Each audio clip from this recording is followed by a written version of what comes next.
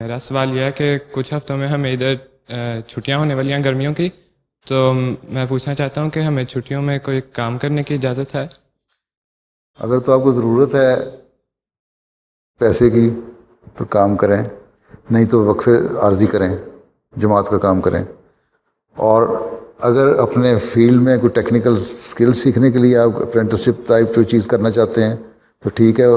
کر لیں، کوئی حرج نہیں ہے. ٹھیک ہے، اگر کام کرنا ضرورت ہے تو پھر کام کر لیں، ماں باپ کا خرچہ کم کرنے کے لیے، ہاتھ بٹانے کے لیے. اگر یہ ہنر سیکھنے کے لیے ضرورت ہے تو آپ کام کر لیں تھوڑی دیر کے لیے. لیکن چھٹیوں میں ہر وقفے نو کو یہ کوشش ضرور کرنی چاہیے کہ 2 ہفتے کے لیے کم از کم وقفے عارضی کرے، اور جو وقفے عارضی کا نظام ہے ان کو کہیں کہ آپ کو کسی جماعت میں بھیج دیں جہاں آپ اپنی تربیت بھی کریں، نمازیں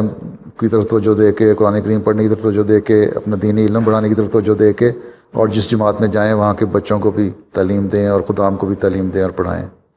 اس کے علاوہ جو باقی وقت ملتا ہے اس میں اپنا کام کر لیں. ٹھیک ہے، آگے اگر آپ لوگ اس طرح کر دیں نا،